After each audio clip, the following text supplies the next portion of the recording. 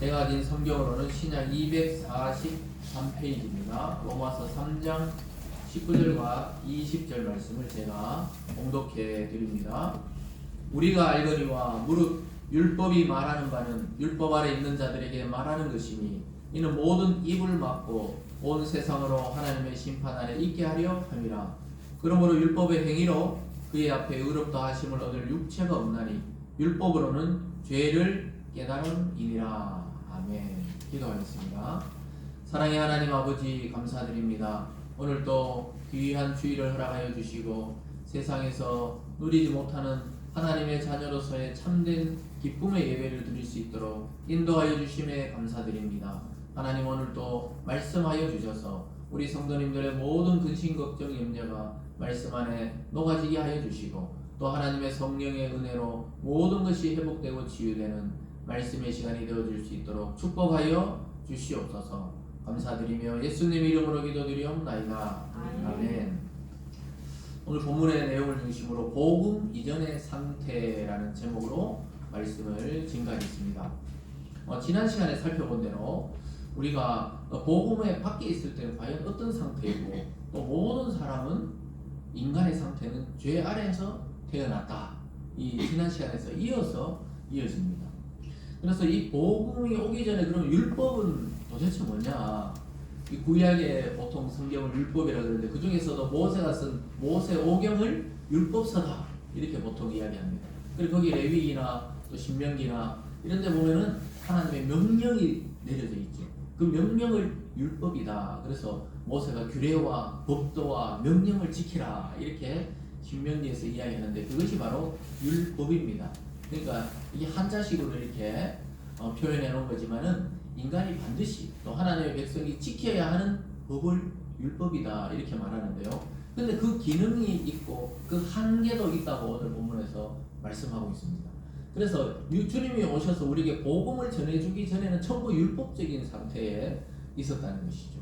그래서 우리나라가 개화가 되기 전에는 전부 갓쓰고 또 곰방대기 긴 거 들고 이렇게 덮어 있고 이렇게 살았지만 신문물이 들어오고 나서는 머리를 싹 카트하고 이렇게 정장 양복을 탁 입고 이렇게 다니기 시작했던 것처럼 이 복음의 소식이 전해지기 전에 과연 인간은 어떤 상태에서 유대인들도 마찬가지고 또 유대인 외에 나머지 인간은 과연 어떤 상태의 지배를 받았는가? 이 성경적으로 보자면요 바로 율법의 지배를 받았다는 것이죠. 우리가 어릴 때는요, 저희들이 어릴 때는 복도를 다닐 때 좌측으로 다녀라, 계단을 다닐 때 좌측으로 다녀라, 또 그리고 줄 맞춰서 저렇게 지하도를 내려갈 때도 좌측으로 다녀라, 좌측 통행 이랬는데 갑자기 어느 날 몇 년 전이죠. 얼마 안 됐어요, 불과. 지금 아이들은 우측 통행을 배우고 자라갑니다. 근데 우리는 계속 좌측으로 그냥 다니던 게 익숙했었는데 갑자기 어느 날 서울의 그 지하철 그 표시도 우측으로 다녀라 하니까 처음에 굉장히 혼란한 것 같았는데 인간은 또 금방 적응하는 것을 보게 됩니다. 지금 다 우측으로 통행하고 다니시죠? 우측으로 다니죠. 그래서 예전에 우리들은 좌측 통행이었잖아요. 기억하십니까? 초등학교 때도 복도 다닐 때 좌측으로 다녀라. 근데 요즘에는 전부 우측으로 다니잖아요. 무슨 말인지 모르겠어요. 법이 불과 몇 년 전에 바뀌었던 것입니다. 그래서 여러 가지 주장이 있죠. 사람이 좌측으로 다니는 게 이게 잘 안 맞다. 인간의 본성상 이 왼쪽에 신장이 있어가지고 좌측으로 다니면은 자꾸 이렇게 오른쪽으로 다녀야 된다. 여러 가지 주장이 있는데 어쨌든 지금 우리는 무의식 중에도 오른쪽으로 타고 지하철 탈 때는 오른쪽으로 타거나 또는 가쪽으로 타고 중앙으로 내리고 또 지하철에 화살표 보면 전부 우측 통행이라고 적힌 거 한 번쯤 보셨죠? 근데 이거 혼란이 올 것이다. 아니 왜 지금까지 좌측으로 다니라 그러다가 왜 우측 통행이냐고 막 불만들이 많았습니다. 그 전부 표지판 바꿔야 되고 하는데 근데 어느 날 지금 우리는 전혀 불만 없이 우측 통행을 하고 다닙니다. 그래서 참 그게 바로 법의 기능입니다. 법을 정해놓으면은 거기에 맞춰서 이게 가게 돼요. 그 요즘 우회전할 때 샥 이러면 잘 못 지나가요. 왜냐 우회전하다가 횡단보도인데 그냥 지나치면 벌금을 낸다든가 여러 가지 조치를 하니까 우회전하면서 속도를 많이 줄여요. 그리고 아무도 없으면은 지나가고 건널 사람이 있으면은 일단 서 있어요. 그리고 파란불일 때도 예전에는 사람이 저쪽이 지나가면 이렇게 가도 안전하니까 지나가도 되는데 요즘에는 사람이 완전히 횡단보도를 벗어날 때까지 기다립니다. 저도 웬만하면 기다려요. 어떨 때 습관이 되면 싹 지나가기도 하지만은 아무도 없어가지고 지나가는데 서야 되거든요. 그러니까 인간이 법을 만들어 놓으면 불만이 있고 막 이런 것 같아도 결국은 그 법을 지키게 순응을 하는 것이 대부분의 이 사람들입니다. 그래서 이 시내 속도도 우리 대구는 대구글 대로가 제일 넓잖아요. 거기 70km였는데 요즘 전부 60km로 바뀌었어요. 그 웬만한 도로는 50km로 바뀌었습니다. 시내 도로. 그리고 이면 도로는 전부 30km로 바뀌었죠. 대부분이. 저희 앞에 교회는 또 40km예요. 이쪽에는 또 50km도 아니고 30km도 아니고 또 40km입니다. 그러면 카메라를 여기저기 설치해 놓으니까 사람들이 막 너무 늦다 이거 12시 이후에는 정면 신호로 바꿔야 된다 막 이렇게 막 여러 가지 말이 많았지만 어쨌든 카메라에 안 찍히려고 전부 그게 또 순응해 가지고 살아갑니다. 이게 바로 일반적인 법의 기능이고 법의 효과죠. 이게 바로 복음이 오기 전에 우리가 누리던 그 법, 율법의 효과가 바로 그런 것입니다. 이 법이라는 것은 죄를 굉장히 억제시킵니다. 그런데 그 죄를 없애지는 못해요. 그렇게 다 해놔도 급한 사람은 막 찍으면 찍으라 하면서 막 달려갑니다. 어떤 연예인은 막 고속도로 막 급하게 행사를 가야 되니까 막 그냥 갓길로 막 달렸는데 나중에 보니까 막 열 몇 장이 날라왔더라 이러면서 그 다 내야 되거든요. 근데 그래도 뭐 행사를 시간 맞춰 가야 되니까 막 달려가는 거예요. 그 법을 알지만 법을 안 지키는 경우도 있다는 거예요. 그래서 우리가 인간이 율법을 하나님이 주시고 또 이 이스라엘은 율법을 주고 보통 이방인들이 양심의 기능을 줘가지고 그게 율법의 기능이라고 그랬잖아요. 양심상 이렇게 할 수 없다 이러지만 사람이 또 양심을 속여가면서 죄를 지을 때도 있는 겁니다. 그래서 우리가 뭐 일반적인 사회법에서도 얼마 전에 막 간통죄가 폐지돼가지고 이 간통죄가 있어야 된다 없어야 된다 막 이러니까 막 폐지되자마자 막 부인이 집에 있는데 다른 분을 집에 데려와가 나 이 여자랑 살겠다 그러면서 뉴스에 막 나오고 그랬잖아요. 꼭 뉴스는 또 그런 것만 또 찾아다녀요. 그 법이 바뀌면. 그러니까 어떠냐면은 그 법이 있을 때는 그래도 막 드러내놓고는 막 안 그러고 이러다가 이제 뭐 마음대로 해라 이랬다는 거예요. 그래서 이게 법의 효과라는 것은 죄를 상당히 억제하는 효과가 있습니다. 그래서 하나님 주신 이 구약의 율법도 굉장히 율법을 모르는 사람보다는 훨씬 낫지요. 하나님을 섬겨라, 우상을 숭배하지 말라, 부모를 공경하라, 살인하지 말라, 간음하지 말라, 도둑질하지 말라. 이걸 맨날 교육받는 사람은 그렇지 않은 사람보다 훨씬 죄의 억제 기능을 가지고 있습니다. 그래서 우리가 아이고 저 사람은 그래도 교육을 받은 사람이구나. 옛날에 시골의 어른들은 그래도 저 양반이다 이런 말이 뭐냐면 그래도 교육을 좀 받았다. 말하는 본새나 행동하는 거나 이게 그냥 망나니 같지 않고 아이고 그래도 학교 먹물을 좀 먹었구나. 가방끈이 좀 길구나. 이렇게 표현을 하는 경우들이 많았어요. 그래서 이 듣고 생각한다는 게 굉장히 인간에게는 유리합니다. 짐승하고 다른 게 그거예요. 짐승은 반복하잖아요. 그래서 예수님도 개에게 돼지에게 진주를 던져주지 말라. 돼지는 이게 진주가 귀한지 아닌지 모르고 막 그냥 삼켰다가 뱉었다가 이런단 말이에요. 그런데 인간은 그렇지 않다는 거예요. 제가 쭉 지금 말했듯이 일반적인 법이나 이 하나님의 율법이나 기능이 좀 비슷해요. 죄를 억제하는데 중요한 건 뭐냐? 억제할 뿐이지 기회만 있으면 인간은 타락된 이후로 이 본성이 뭐냐? 죄 짓는데 굉장히 빨라요. 죄는 안 가르쳐줘도 확 지어요. 근데 착한 일을 막 억지로 막 결심하고 또 결심하고 결심해야 착한 일을 하는 존재죠. 그래서 인간이 참 이 타락이란 게 그렇게 무서운 아담과 하와가 하나님과 그 약속을 깨뜨리고 죄가 인간 본성 속에 들어와 있다는 게 그렇게 무서운 거예요. 안 그럴 것 같은데 그런다는 거예요. 그래서 이 율법으로는 한계가 있다는 겁니다. 그래서 바울이 왜 이렇게 로마서 초반에 계속 이렇게 말하냐면 그렇기 때문에 우리에게는 이 죄를 억제하는 게 아니고 죄를 씻어내버리고 완전히 새롭게 할 그런 복음의 소식 예수 그리스도라는 그 존재가 인간에게는 필요하다는 거예요. 그래서 완전히 창조와 버금가는 재창조가 우리 속에 일어나야 된다고 이야기하고 있습니다. 그래서 사랑하는 여러분, 우리가 신앙을 어떤 분들은 교회를 오래 다녀도 율법적으로 신앙생활하는 분들이 많아요.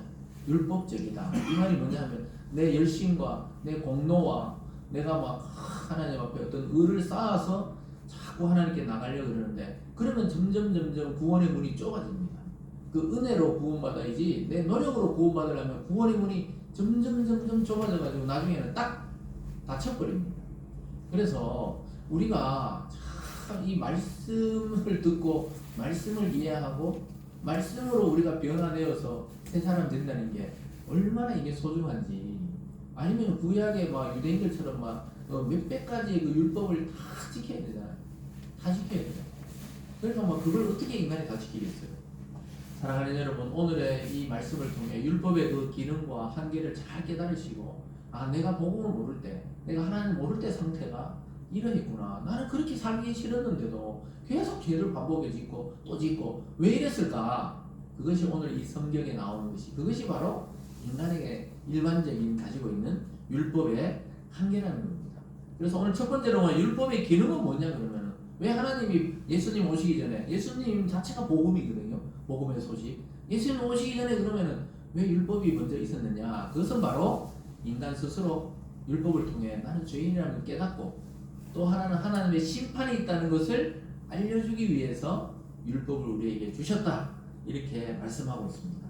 여러분, 사람들은 교회를 다니나 안 다니나, 아니면 일반적인 불교나 천주교나 또 이슬람이나 어떤 종교를 가지고 있지 않아도 모든 인간은 이 종교심이라는 게 있어요.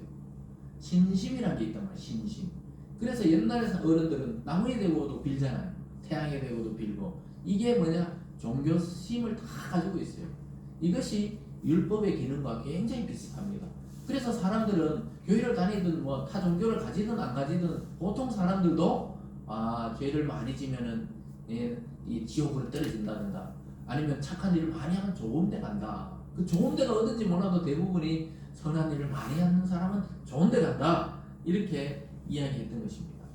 그래서 특정한 종교 활동을 하지 않는 사람들도 자신의 신념이나 자신의 도덕적인 관점을, 도덕법을 마음속에 가지고 있어요. 그래서 판단을 합니다. 저런 행동은 안 된다. 저런 행동은 선한 것이다. 남을 속이는 것은 나쁜 것이다. 그리고 남을 위해서 자기 것을 기부하고 헌신하는 참 좋은 사람이다. 이렇게 기준을 가지고 있어요. 이게 일종의 신심이에요. 이 종교성을 가지고 있다는 거예요. 그게 신학적 용어로는 하나님의 형상의 조각을 가지고 있는 거예요. 원래 인간은 하나님의 형상으로 창조되었잖아요. 그래서 선한 것을 추구하게 되어 있는데 인간이 타락하면서 깨어진 화병처럼 팍 깨져 버렸어요. 하나님의 형상이 내면 속에 팍 깨어져 버렸는데, 그래도 깨어져도 조각이 남아있듯이 인간은 뭔가 그래도 영혼을 추구하게 되고 죽음 위에 세계가 있다는 걸 감각적으로 알게 되고 뭔가 있잖아요. 그걸 정확하게 몰라서 그렇지 알고 있다는 것입니다.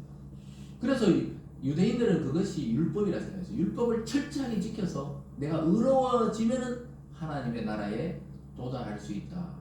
그래서 출발점이 인간이죠. 인간이 율법을 열심히 지켜가지고 어느 수준의 법을 도달하면은 하나님께 나아갈 수 있다. 이렇게 생각했던 것입니다. 그래서 유대인들은 지금도 철저하게 율법적인 삶을 살아갑니다. 그래서 그들은 모세 때 지켰던 그 출애굽을 기념하는 유월절 이런 걸 지금도 여전히 율법을 지키고 있어요. 유월절을 지키고 수장절을 지키고 또 그리고 장막절을 해가지고 멀쩡한 그 유대인들이 해외에서 굉장히 잘 살거든요. 그 거대한 저택을 놔두고 그냥 아이들 막 어릴 때부터 마당에 그냥 7일 동안 재웁니다. 텐트 쳐놓고 집에 못 돌아가 거기다가 막. 그러니까 얼마나 신앙심이 철저한지 알겠죠. 그래서 그 유대인이 많이 다니는 학교에서 캐나다나 미국에는 그 수장절이 되고 저 초막절이 되고 하면은 학교에 국가 공휴일이 아닌데 학생이 없대요. 학생이 애들이 선생님 다 출근하고 또 유대교가 아닌 일반 캐나다인들이나 한국의 이민자들은 학교 오는데 그냥 자습하는 거죠. 애들이 거의 안 온대요. 유대계통의 그 학교에는. 왜냐? 일주일 동안 자기들 그걸 지키는 거예요. 학교 결석해도 말든 그냥 지키는 거예요. 지금도 그렇다는 겁니다. 그러니까 얼마나 철저합니까? 우리 보면 막 우리 대충이잖아요. 사실 주일날 오지요. 뭐 평일날은 기도도 안 하지요. 말씀도 거의 뭐 성경책 주일날 폈다가 또 그 다음 주일날 펴는 경우도 있고. 안 그런 척 하지 마시고 또 그런 사람도 많이 있어요. 저도 그랬단 말이에요. 그냥 성도로 다닐 때는. 지금은 매일 아침에 말씀을 전해야 되고 말씀을 올리고 이러니까 매일 성경을 읽고 또 성경을 읽기 눈 아프니까 듣기로도 막 계속 들어요. 아침에. 그래서 막 듣고 이러지만은 예전에 그냥 직장 다니고 일할 때는 막 아침에 잠깐 한두 줄 보고 기도도 막 하나님 내 마음 아시죠? 이렇게 짧게 이야기하고 그냥 막 출발해야 되고 이러니까 그걸 다 이해합니다. 근데 유대인들이 볼 때는 참 저 기독교인들이 저 신앙생활 하는 것도 아니다 이렇게 생각하는 거예요. 물론 이 크리스찬 중에도 뭐 아침부터 막 철저하게 성경을 읽고 또 직장 가서도 틈틈이 화장실에서 또 성경을 읽고 이런 것들도 있어요.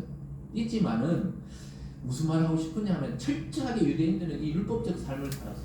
바울 자신이 그렇게 살았기 때문에 너무 잘 아는 거예요. 그런데 바울이 이야기하잖아요. 그것으로는 하나님께 나아갈 수 없더라는 거예요. 왜냐하면 인간이 막 지킨다 하지만 사실은 어느 순간에 또 유혹이 있으면 그걸 팍 깨고 자기가 그냥 죄로 흘러가 버린다는 거예요. 그래서 이 세상에 태어난 모든 사람이 죄인이라는 사실을 깨닫는 게 굉장히 중요합니다. 자기 스스로 그 죄를 해결할 수 없다는 것을 율법을 지켜보면 알아요. 열심히 신앙생활을 해보면 해볼수록 열심을 가지고는 하나님 앞에 나갈 수 없다는 것을 알게 됩니다. 자기 만족은 있지만은 그게 자기 열심히 어느 날 또 유혹이 오면 탁 깨져버리거든요. 내가 매일 기도해야지 그러면 어느 날 너무 늦잠 자서 기도 못하면 그럼 어떻게 되는 거예요? 그럼 벌어 만약에 100일 동안 해야 되는데 하루만 딱 빠져도 그건 지킨 게 못 지킨 게 되잖아요. 그러니까 그걸로는 안 된다는 거예요. 우리가 일생 긴장을 가지고 계속 살아갈 수 없어요. 사람이 계속 긴장하면 어떻게 됩니까? 고무줄이 계속 당기면 어느 날 탁 끊어져 버리듯이 인간의 심리가 계속 이게 만약에 이게 탄력성이 떨어지면 딱 떨어져 뭐야 마음을 놔버려요. 그럼 사람이 멍해지는 거예요. 아무것도 할 수 없어요. 그렇기 때문에 이 종교심을 가지고 하나님께 나가라는 건 계속 긴장을 가지기 때문에 더 큰 고행, 더 큰 또 공덕 이걸 요구하기 때문에 한계가 없는 거예요. 근데 복음은 그게 아니에요. 하나님으로부터 우리 속에 스며드는 거예요. 그 지나가다 소나기 오면 내가 소나기를 맞고 싶은 게 아니라 소나기에 그냥 와서 그냥 비를 맞는 것처럼 어느 날 살아가다가 하나님의 말씀이 내 귀에 들리기 시작하면서 그게 복음이에요. 스며드는 거예요. 그러니까 막 억지로 막 신앙생활을 하려 하면 안 돼요. 그리고 봉사도 억지로 하면 안 돼요. 뭐든지 억지로 하는 것은 오래 못 가는 거예요. 자연스럽게 있다가 보면 어느 날 알게 되고 어느 날 예전에 나와 지금 나가 달라졌다는 것을 어느 날 발견해요. 매일매일은 알 수 없어요. 아이들 클 때 보면 뭐 어릴 때 막 여기 품에 안고 있었는데 어느 날 보면 막 자기가 막 10살이라고 막 자랑하면서 막 자기도 키 크다면서 뭐 어깨까지 온다 그러고 막 우리가 볼 때 아직도 애기지만은 우리가 보면은 늘 그 애 같은데 어느 날 오랜만에 본 친척이나 친구들이나 보면은 야, 이 딸내미 막내가 이렇게 컸나 이렇게 보는 거예요. 그 큰 애는 막 완전히 다 어른같이 돼버리니까 애들이 막 몇 년 만에 막 애들은 팍팍 달라지거든요. 근데 우리는 잘 모르잖아요. 하나님의 성도들도 그렇다는 거예요. 처음에 교회 올 때는 뭔지 몰라요. 십계명이 뭔지, 주기도문은 뭔지, 사도신경 이게 무슨 주문인지 뭔지 이 몰라요. 근데 이게 몇 년 지나다 보면 자연스럽게 하나님이 귀에 들리시게 하고 그게 뭐냐? 말귀를 알아듣는 어린애들처럼 점점 신앙이 내면에서 성장하는 겁니다. 이게 바로 모범화되는 거예요. 천천히. 그러니까 율법은 뭐냐? 야, 이거 해라, 하지 마라. 이걸 계속 강조하면서 이제 하는 거지만 이 복음은 그게 아니에요. 예수님도 막 강요하지 않았어요. 내가 문 밖에 서서 두드린다 그랬지 문을 부시고 들어가겠다. 그건 귀신이고. 그러니까 사람 속에 나타난다 하는 건 귀신이고 하나님의 신은 그렇지 않아요. 하나님이 두드리는 거예요. 인격적이시기 때문에 인격이기 때문에 문을 두드리세요. 그래서 우리가 마음을 열고 주님을 영접하면은 하나님의 자녀로 이렇게 하는 것이지 억지로 막 강요해서 신앙에 들어갈 수가 없는 겁니다. 그래서 율법의 영역은 그럼 어디까지입니까? 죄를 깨닫게 하고 우리가 심판이 있다는 걸 알게 한다는 거예요. 19절 말씀을 함께 읽어보겠습니다. 오늘 본문 19절을 함께 읽습니다. 시작. 우리가 알거니와 무릇 율법이 말하는 바는 율법 아래 있는 자들에게 말하는 것이니 이 모든 입을 막고 온 세상으로 하나님의 심판날에 있게 하려 함이라. 이게 무슨 말이냐면 지난 시간부터 쭉 이어지는 거예요. 모든 사람은 다 죄 안에 있고 시편을 인용하면서 바울이 이야기했잖아요. 하나님의 의로운 자가 있나 하늘에서 이렇게 쳐다보니까 한 사람도 없고 이렇게 다 쳐다보니까 아무도 없는 거예요. 다 치우쳐 있고. 그 오늘 말씀이 이어지면서 그래서 모든 입을 막았다는 게 뭐냐? 변명의 여지가 없다는 거예요. 나 죄 안 졌는데요. 사람들은 그래서 지난 시간에 말씀드린 기독교는 너무 독선적이다. 내가 그렇게 지옥에 갈 만큼 교회를 안 다니지만 지옥에 갈 만큼 악한 자는 아닌 것 같은데 보통 이렇게 생각한단 말이에요. 그런데 여기 말씀을 보면 변명의 여지가 없다는 거예요. 사람들이 겉으로 점잖은 척하지 속으로는 어떻게 해요? 온갖 죄악이 막 속에서 나온다 그래요. 지난 시간에 목구멍이 뭐라 그랬어요? 열린 무덤이라 그러잖아요. 열린 무덤. 무덤에 썩은 내가 나듯이 우리나라는 무덤을 매장하잖아요. 매장하니까 냄새가 안 나요. 근데 유대인들은 그냥 죽으면 시체를 그대로 그냥 불줄 감아서 이 바위 같은 데 넣어 놓잖아요.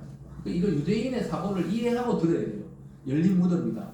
그래 그 안에서 썩을 때까지 나오는 거예요. 만약에 거기 동굴에 무덤을 열었다 생각해 보세요. 이 시체 썩는 냄새는 이 세상에서 맡을 수 있는 냄새 중에 가장 지독하다 그러거든요. 그러니까 인간의 이 목구멍이 열린 무덤이라 나오는 말이 전부 사람을 죽이는 말이에요. 사람들이 막 비비 꼬가지고 막 이야기하잖아요. 제일 잘 보여주는 게 뭐라 그랬어요? 정치인들 보면 막 이 당에서는 이 주장하고 저 당에 저 주장하고 그러다 막 둘이 막 토론하다 싸우고 이러잖아요. 그런 것처럼 전부 열린 무덤이에요. 막 사람을 죽이는 말을 하는 거예요. 사람을 살리는 말을 하는 사람을 여러분 본 적이 잘 없잖아요. 그 뭐 가족이나 아니면 친한 뭐 친구 정도 아니면 사람들은 항상 비판하고 판단하고 평가하고 여기 전부 열린 무덤이고 독사의 독이고 그래서 사람들은 막 마음을 엄청나게 아프게 합니다. 그런 말 들으면 평생 안 지워지거든요. 하나님이 막 은혜를 주고 은혜를 줘가지고 싹싹 닦아야 이게 지워지지 상처받은 말이에요. 가족끼리도 그렇고 연인끼리도 그렇고 친구끼리도 있잖아요. 오히려 가까우면 가까울수록 말에 그 가시가 있는 경우에는 굉장히 상처가 오래 간다는 것을 알게 됩니다. 그래서 어릴 때 들었던 말 이게 안 지워지는 경우 있잖아요. 그러니까 그게 계속 되면은 마음이 골마요. 그런데 어떻게 해요? 그래서 하나님이 분명히 여지가 없이 모든 입을 막아버렸다고. 나 죄인 아닌데 이런데 처음부터 다 막아. 너 전부 죄인이라고. 죄인 맞다고. 그렇게 하고 나서 어떻게 해요? 온 세상으로 하나님의 심판 아래 있게 해다 이 말이 사람들이 심판이 있다는 것을 깨닫는다는 거예요. 그래서 종교를 가진 사람이든 안 가진 사람들은 다 알아요. 그래서 우리가 보통 그러잖아요. 다 죽으면 아이고 이제 고생 다 끝내고 좋은 데 가 있어. 좋은 데가 어딘지 모르지만 일단은 보통 장례식 가가지고 막 나쁜 데 가라 지옥에나 떨어져라 이런 말 하는 사람 없잖아요. 종교가 없어도 그래 아이고 참 저분 살 때 고생 많이 했는데 아이고 그래 죽어서라도 좋은 데 가 있어. 그렇게 하면서 막 입을 벌려가 막 동전을 넣어주고 막 이랬단 말이에요. 예전에는. 요즘에는 그런지 모르겠지만 화장을 하니까 잘 안 그러지만 예전에 시골에는 항상 노잣돈을 입에다 넣어준단 말이에요. 또 그것도 빼가는 사람도 있어요. 그래가지고 그렇게 넣어주고 예전에 더 오래 예전에는 엽전이라고 그러죠. 엽전을 입에다 넣어주고 이렇게 드라마 같은 거 보면 그러잖아요. 그게 뭐냐? 황천길 갈 때 노잣돈으로 사용하라고. 황천길이 어딘지 모르지만 일단은 사람들은 종교가 있든 없든 모두 있잖아요. 죽음 위에 뭐가 있다고 자꾸 알고 있는 거예요. 거기 아까 하나님의 형상이 타락된 인간 속에 들어있기 때문에 영혼이라는 게 있는 거예요. 여러분 당연한 거 아니에요. 지금 말하고 사고하고 생각하고 또 이 창조하고 아이디어가 있고 여기 딱 죽는다고 사라질 것 같아요? 안 사라져요. 영혼은 하나님 앞으로 바로 가서 심판을 받게 된다. 이게 성경의 주장입니다. 그리고 육체는 어떻게 해요? 흙에서 왔으니까 흙으로 간다. 이렇게 말씀하고 있어요. 뭐 사람들 다 알잖아요. 흙으로 간다. 이거는 성경 안 읽어본 사람도 다 이야기하는 겁니다. 그래서 다 심판이 있다는 걸 알아요. 그게 뭐 사람들 자기 믿는 종교에 따라 뭐 옥한 상제리, 뭐 염라대왕이니 이런 이야기 하지만 다 아는 거예요. 사람들이 나는 신도 안 믿고 뭐 기독교도 뭐 안 믿고 모든 종교를 안 믿는다. 이런 사람은 왜 그렇습니까? 두려워서 그래요. 죽음 이후에 뭐가 있다면은 자기 이 삶이 지금 이게 지금 감당이 안 되거든요. 자기가 지금 죽음 이후에 뭐가 있으면 안 되는 거예요. 그런데도 왜 아예 아무 종교가 없어 이러면서 제사는 또 잘 모시고 이런 사람도 있어요. 조상이 온다는 거예요. 그럼 조상이 죽었는데 어디 갔다 오는 거예요 도대체? 그러니까 이게 모순이에요 모순. 그래서 모든 인간은 이 지성이 있는 모든 인간은 죽음 이후에 감각이 있어요. 그래서 죽음 자체를 두려워하는 거예요. 무슨 말인지 아시겠죠? 그래서 모든 사람은 선을 행해서 공덕을 쌓아서 좋은 데 가고 싶어 하는 것이죠. 그래서 진짜 그 사람이 참 이 죽음의 끝이라고 생각하는 사람도 많지만 사실 그건 두려움의 또 다른 표현일 뿐입니다. 그래서 죽음이 자기와 상관없다고 생각하지만 사실은 어느 날 갑자기 닥치는 거예요. 갑자기 준비 없이 그냥 닥치는 게 죽음이기 때문에 모든 사람의 깊은 내면에는 죽음에 대한 공포와 두려움을 다 안고 있다고 일반 심리학에서도 다 이야기합니다. 이제는 성경은 오래전부터 이야기했잖아요. 죄의 삭은 사망이다. 모든 인간은 죽음보다 더 공평한 게 없어요, 사실. 어떻게든 그 두려움을 이겨보려고 종교 생활을 하는 거예요. 열심히 도를 닦고 착하게 살고 일반 종교에서도 얼마나 열심을 내는지 몰라요. 왜냐? 그렇게 해가 내 마음이 선해지기를, 내가 좋은데 갈 수 있도록, 또 이미 죽은 부모님들 좋은데 지금 약간 덜 좋은 데 있는데 좋은 데로 올리려고 막 열심히 공덕을 했잖아요. 그러니까 막 예전에는 이 중세 교회 때는 중간 지대가 있다 생각했거든요. 그러니까 지옥과 고위에 연옥이 있고 고위 천국이 있기 때문에 연옥에서 막 천국으로 올리려면 내가 막 헌금도 많이 해야 되고 기도 생활 많이 해가지고 미리 지금 부모님들 막 천국으로 천당으로 막 밀어 올려야 된다. 요런 사상을 있잖아요. 이용해가지고 엄청나게 교회가 착취를 해가지고 그런 거 없어요. 성경에서는 오직 두 길, 지난 시간에 했잖아요. 보생과 파멸의 길과 평강의 길, 두 길로 탁 나누어지는 겁니다. 믿습니까? 그래서 우리가 이 복음이 얼마나 우리에게 위안을 주고 안심을 주느냐 하면요, 이런 종교생활, 이런 열심으로 내 앞에 나오려 하지 말고 예수를 믿으라는 겁니다. 예수를 내 마음에 받아들이라는 거예요. 믿습니까? 왜냐? 예수님이 그 율법의 완성이라고 그러셨잖아요. 율법이 완전하게 그리스도 안에 성취되었기 때문에 우리는 그 성취하신 예수를 믿음으로 내가 100% 율법을 지킨 것으로 하나님이 인정해 주겠다고 하는 것이 이게 은혜와 믿음의 논리입니다. 믿습니까? 그래서 이게 얼마나 성경이 비이성적인 게 아니고 얼마나 논리적인지 몰라요. 자세히 성경을 보면 특히 이 로마서는 굉장히 논리가 필요해요. 바울이 왜 계속 율법에 대해서 설명하냐면 율법의 한계가 있는 걸 깨달아야 이 복음이 얼마나 가치 있는 것인지 알기 때문에 그런 거예요. 예를 들어서 옆집 아저씨 막 100명이 있어도 우리 아버지만 못한 거예요. 무슨 말인지 타고 왔죠. 옆집 아저씨 지나가는 사람 100명 지나가도 우리 아버지만 못하는 거예요. 그게 율법이라니까요. 지나가면서 야야 집에 들어가야지, 야야 집에 들어가야지, 야야 집에 들어가야지 몇 번 이야기하는 것도 아이고 내 아들이네, 아이 집에 가자 안고 탁 들어와야 이게 복음이란 겁니다. 이해됐습니까? 그래서 이 복음이 얼마나 좋은지, 그러니까 그러니까 이게 있잖아요. 때로는 이 설교자의 한계가 있어요. 성령이 역사하기를 바랄 수밖에 없어요. 나는 아는데 이 성도들은 지금 다 이해했는지 안 했는지를 물어볼 수 없잖아요, 설교 시간에. 그래서 진짜 싹 하나님이 자기 품으로 자기 자녀로 싹 입양했다는 걸 이걸 다 알아야 되는데, 그러면 막 나도 모르게 율법적으로 살다가도 안심이 되는 거예요. 아 맞다, 우리 아버지 품에서 내가 뭐 이렇게 열심히 하려고 그러나 아버지가 그만해라, 내가 다 네 인내 물려줄게 이러고 있는데 막 있잖아요, 막 종처럼 막 살고 있는 게 때로는 우리의 모습이잖아요. 근데 어떻게 하나님이 야 예수는 믿잖아, 너 예수님하고 똑같이 우리를 자녀로 여겨준다고 이야기하고 있어요. 그래서 인간은 참 다들 심판이 있다는 걸 알아요. 어떤 종교를 가지고 있어도 종교적인 이 구조는 비슷해요. 이 죽음 이후에 뭔가 있다는 거예요.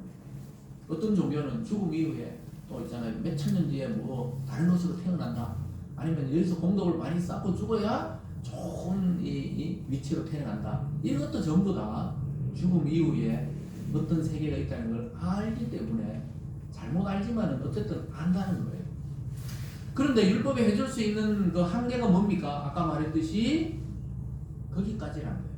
내가 죄인이구나, 죽음 후에 심판이 있구나, 이걸 알게 하는 것까지는 되는데 이걸 해결해 주지는 못한다는 겁니다.